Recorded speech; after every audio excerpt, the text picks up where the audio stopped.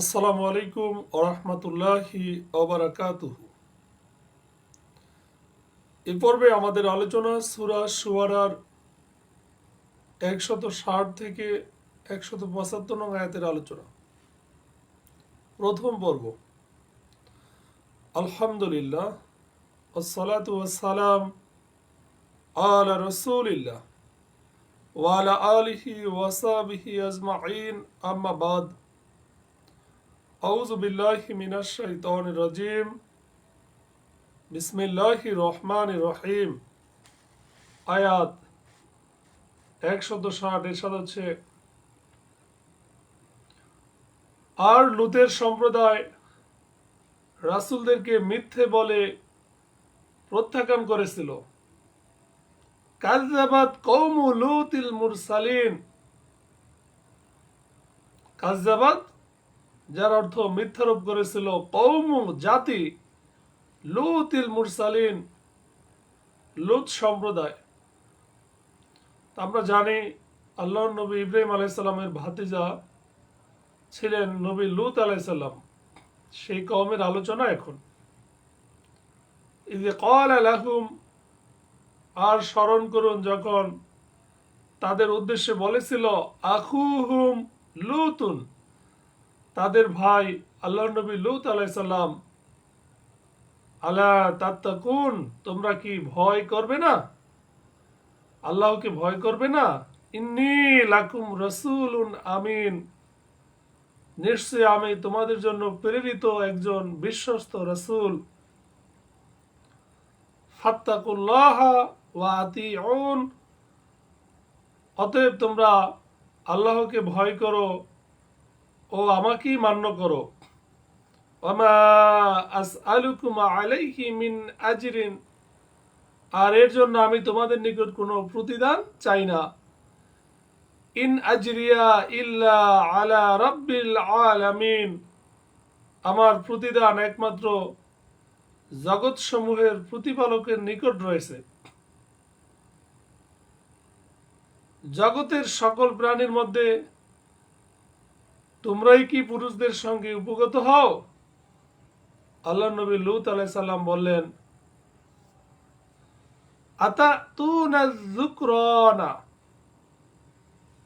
মিনাল আলামিন, অর্থাৎ লূত আলাইহিস সালামের কওম ছিল সমকামী কওম। এজন্য লূত আলাইহিস সালাম আক্ষেপ করে তার জাতির উদ্দেশ্যে বলল, গোটা পৃথিবীতে, গোটা জগতে তোমরা একমাত্র যারা নারীকে বাদ দিয়ে পুরুষের সঙ্গে উদ্গত হও, এবং তোমাদের প্রতিপালক তোমাদের জন্য যে স্ত্রীগণকে সৃষ্টি করেছেন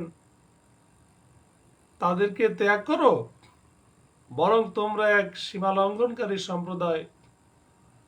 অতাযারুনা, ও তোমরা পরিহার করেছ, মা খলাকা লাকুম, যা তোমাদের জন্য সৃষ্টি করেছেন, রব্বুকুম, তোমাদের রব, মিন আজওয়াজিকুম, তোমাদের স্ত্রীদের মধ্য হতে, বাল আনতুম কওমুন আদুন, আর তোমরা এক সীমা লঙ্ঘনকারী সম্প্রদায়।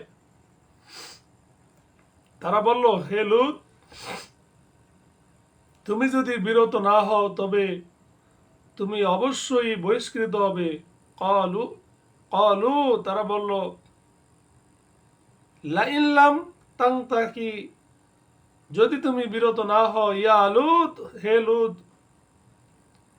লাতাকুনান্না মিনাল মুখরাজিন, তাহলে অবশ্যই তোমাকে বহিষ্কৃত করা হবে, আর তুমি হবে বহিষ্কৃতদের অন্তর্ভুক্ত।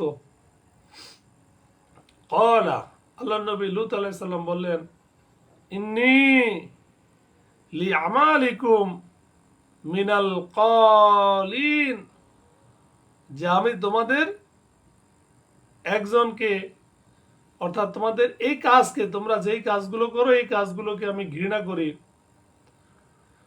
রব্বি নাজ্জিনি ওয়াহলি মিম্মা ইয়ামালুন, তখন তিনি আল্লাহর কাছে পানা চাইলেন যে, হে আমার রব, তারা যা করে তা থেকে আপনি আমাকে ও আমার পরিবারবর্গকে রক্ষা করুন।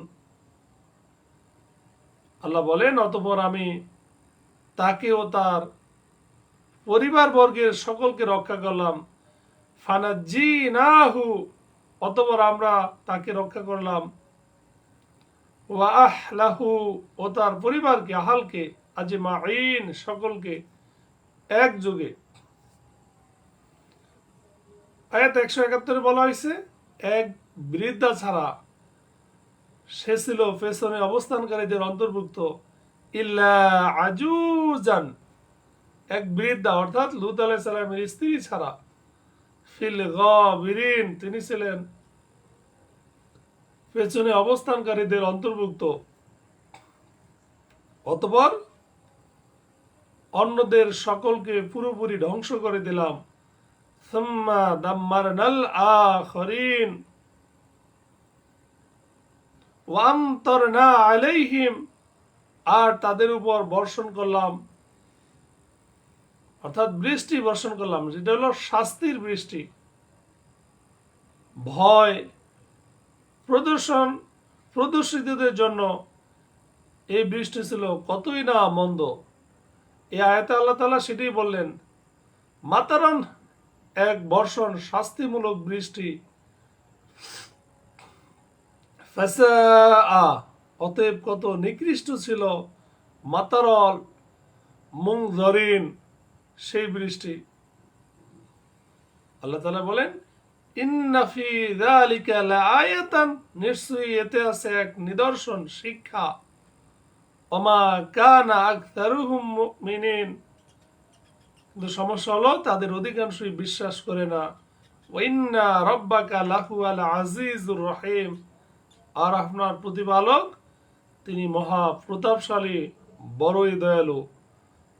সাদাকাল্লাহুল আযীম। পরবর্তী পর্বে আমরা এই আয়াতগুলোর ব্যাখ্যা বিশ্লেষণ করব ইনশাআল্লাহ। আসসালামু আলাইকুম ওয়া রাহমাতুল্লাহ।